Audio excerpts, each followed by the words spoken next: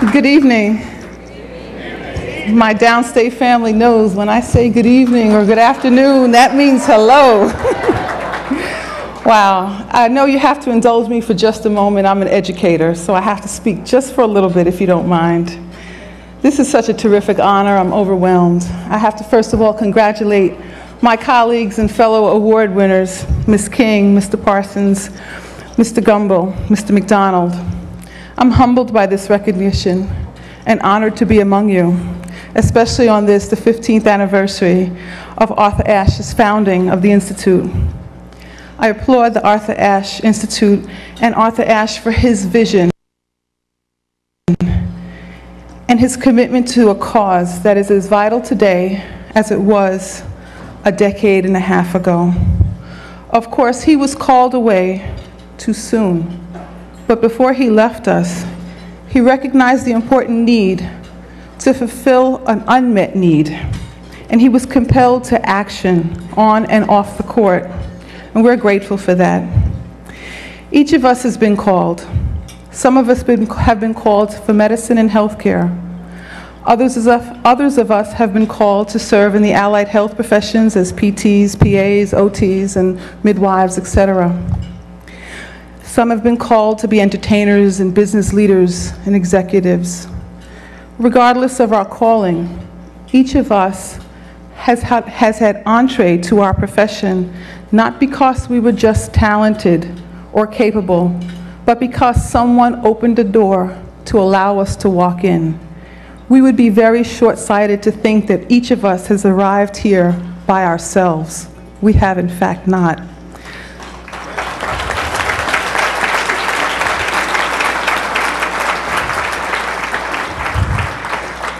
I am so grateful to have been touched by so many people who often unknowingly shared their wisdom and held the door for me.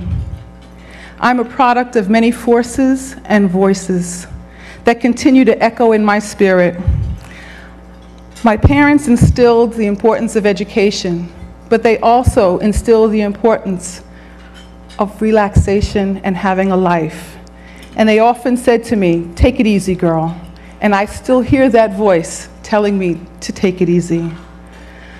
I am the product of forces and voices that were echoed in my heart from my sisters who sent me back to college with food.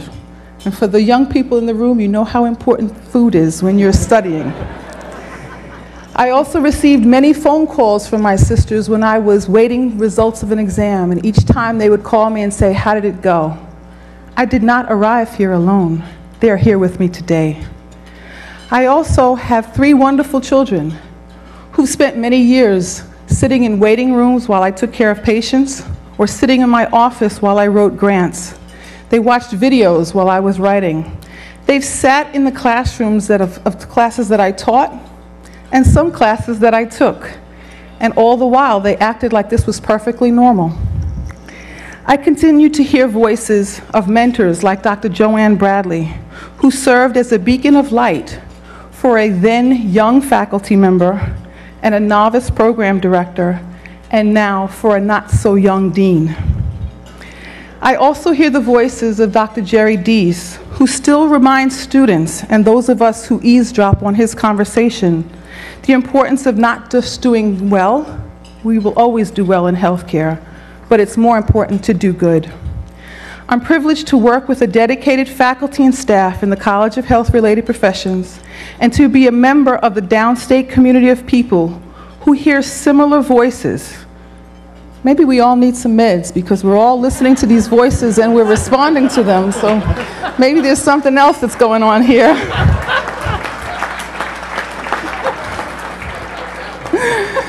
I'm very grateful for an unwavering force of support from my husband, Morton-Rias. His support has made all the difference in the world for me.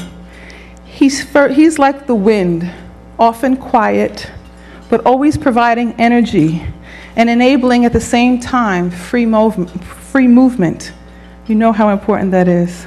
His support began when we were in PA school, just kids. We had no clue what our life was going to take us to. And here, all these years later, he's still one of my greatest cheerleaders. Finally, I hear the voices of thousands of students, patients, and mentees who are looking to me and also looking to you to be the voice in their heads as they shape their career, chart their course.